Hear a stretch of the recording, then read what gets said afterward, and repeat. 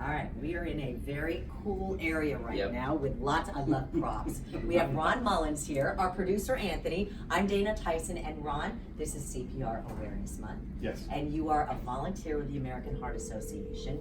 This is pool season. We've done too many stories in the news about little kids getting into pools, not enough people knowing CPR, which can save lives. So you're here to inform us and demonstrate, right? Correct. Okay, now first of all, I have to ask you, why are you volunteering for the American Heart Association? Is there a connection there? There is. My wife and I have been involved in the American Heart Association for a number of years. But 4 or 5 years ago, I lost a couple of friends of mine. They had a cardiac arrest, and literally the people that were standing as close as you and I were standing did not know CPR. Wow. And so my friends are no longer with us. I kind of got up in arms and started realizing that my background is different than everybody else's, and I learned this at a very young age. Not everybody else did. So I thought, let's get the awareness out there. Boy Scouts? Boy Scouts, military, aviation, so yes. And I thought, the best thing to do is let's just get a program together. So I reached out to the American Heart Association. We put together an ambassador program up at the Woodlands, and we started teaching CPR, hands-only CPR to the community. Okay, so what would be, I took CPR when my first baby was born, baby CPR, Like put him on 3 or 4 the- years ago? Oh, yeah, no, a long time ago. But I learned a lot, but still, it's very intimidating. And I To a lot feel of like, people it is, you yeah. have It to is. practice it. So you're here, I feel like this is still gonna be new to me. And I know it's hard. You need a lot of energy to get it right. Yeah. It won't be that new to you because the basic fundamentals are the same. Okay. The reason that we're doing the CPR, the fundamental physiological reason we're doing CPR is to keep oxygenated blood going to the brain. Okay. That's the big reason that we're doing this. Okay. The rest of it is just process. All right. Once we can keep the brain alive, then the physicians that come in, the first responders and physicians, they can work their magic and they can bring our friends back.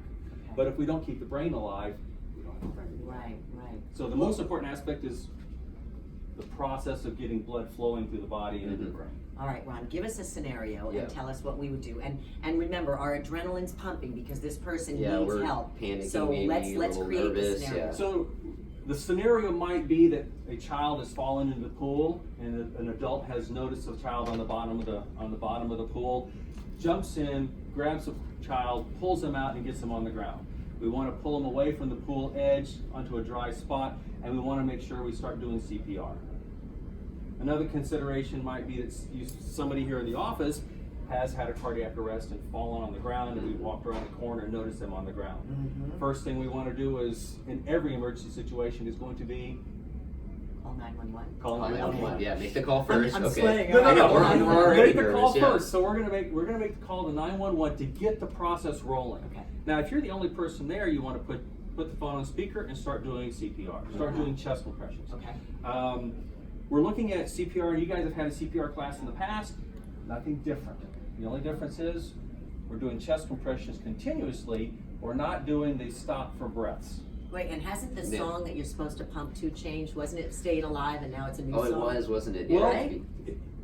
Or did I just put you on the spot? No, there's about 42 songs that the University of Pennsylvania came out with that match that beat. Oh, wow. And there's a We bunch can of them. relate to it because we're DJs. You're so DJs, so yeah. you understand that concept. So Right. there's all sorts of songs that are applicable, but psychologically, mentally, staying alive is telling us that we want to stay alive. Stay alive, Right. okay. It's got the right beat for us to do the process to do the compressions, and it keeps us in time for that 100 to 120 beats per minute. Okay. All right. So- I'm ready. You ready? Yeah, All right. I'm ready. So we've just pulled someone out of the pool. We've got them laid down, and we're going to do CPR. Now, we no longer have to do mouth to mouth. Since 2008, the new hands-only methodology is just compressions. Call 911, start doing compressions. All right. So there's no wrong way to do compressions. I've taught a 5-year-old how to do this. Really? I've taught an 84-year-old. I've taught a woman in a wheelchair how to do compressions. Wait a minute. Can a 5-year-old do compressions on an adult, He understands the concept, but might not be But hard might not enough? have the might not actual have the strength to get the to actually compression. do it. Yeah. So, but the concept is not rocket science. It's very simple. What we want to do is we want to put the weight of the upper part of our body into the center mass of the chest. Now, right above the breastplate, you can feel the breastplate. About an inch up from the breastplate, you want to put the pad of the palm of your hand. Okay. So you'll take the pad of the palm of your hand in the middle of the breastplate. And I like to use a wrist at 90 degrees with your hand over, holding your fingers square. So this holds your wrist at 90 degrees, which allows you to focus all of your upper body weight through this vector point right into the chest. All right, now just stop for a minute. When we are about to do this, and I know it's got to happen fast, are we feeling on them for underneath that area, or are we just kind of generally going to that area? You don't want to get too low because you can really damage the sternum. Right. But ideally, if you look, the center mass of the chest is right where the underarms are. Okay. So if you can generally get to just where the underarms underarm is, and are, then right in the find- valley of this chest, Okay. you'll find it and you'll be able to do the compression. Got it. Okay. So, Dana, hands out, elbows locked, shoulders locked. Why don't you go ahead and put the pad. Which one? If I'm right-handed, should my right hand doesn't matter? Doesn't Doesn't matter. If matter. you're right-handed, you're naturally going to use your right hand, but if you're left-handed, you're going to naturally lose your left hand. So it doesn't really matter. I just feel more comfortable like this. Am I going this way? No, you're actually going to take your hands square and put right down. No, Right like this? just like that. Okay. Give it a little closer. You want your shoulders to be across the top of the body. Very Okay. good. Excellent. All right. Bring this. May I touch you? Yes, go ahead.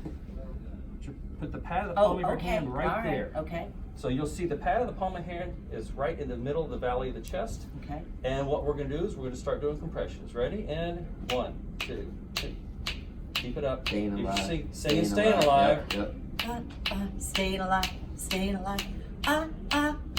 Sing along, everybody. Yeah, let's Staying keep on alive.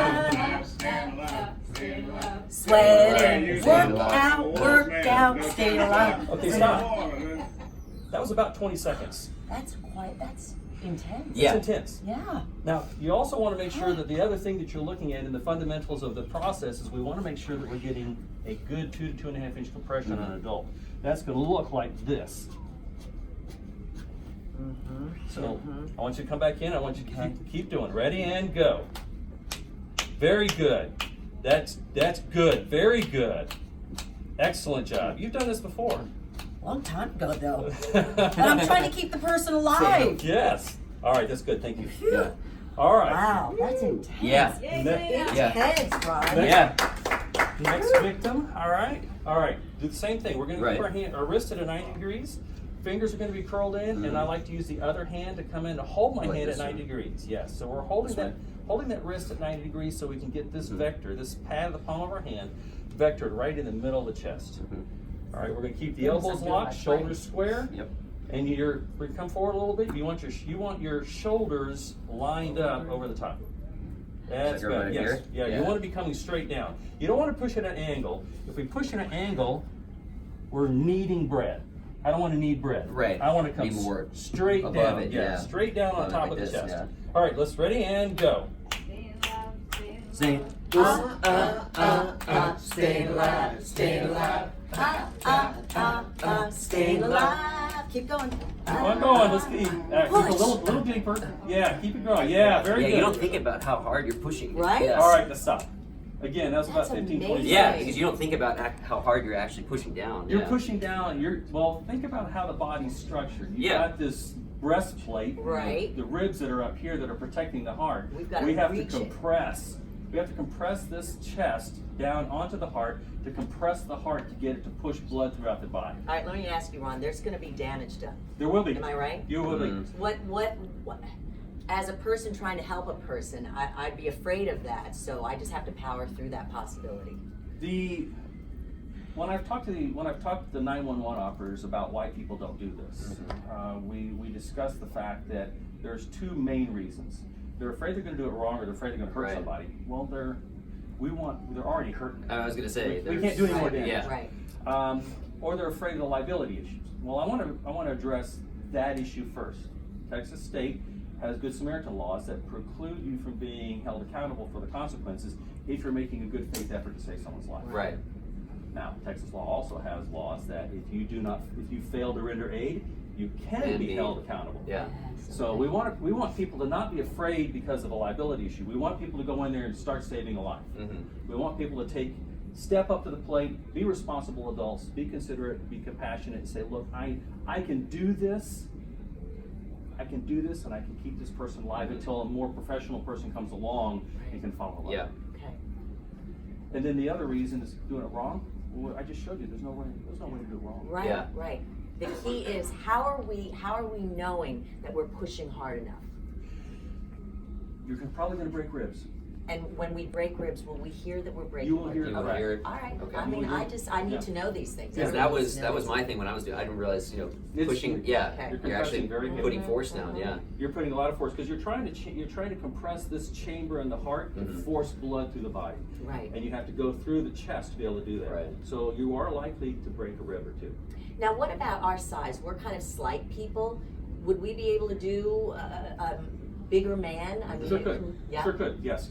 And I like to teach, if you're the same size as the person that you're doing the Mhm. CPR on, then you want to use the two hands and do the full compression along those lines. If I were doing CPR on you guys are smaller than I am, Mhm. I would probably look at a lesser aggressive move. One hand compression only, look to 1.5 to 2 inches worth of compression because you're a smaller frame than I am. Mhm. Okay.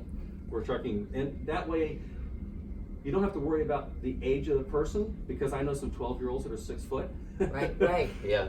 But You're looking just you're looking at at the size. Right. Don't focus so much on age, focus on size. If I'm the same size person as the patient or the victim, then I want to use two hands and do everything I can to make sure I get that compression in. If I'm working on a smaller person, then I'm going to do a little bit different. This being CPR Awareness Month, what would be your suggestion where we can learn this technique and just have these skills? Reach out to the American Heart Association. Check on their website. They have programs. We have home kits that you can acquire from the website, and then you can teach CPR to everybody in your home. Mom, dad, grandma, grandpa, the children, neighbors, friends. I've done parties at people's houses where we've had these kits, and we've just done a program for the home, neighbors, family members, and we taught everybody in the family how to do CPR. That's a great idea. Great idea. Truly. We've got summertime activities. This is the best thing to do. It is. Good. American Heart Association. We will check it out. Thank you guys. Hope Thank you you. learned a lot.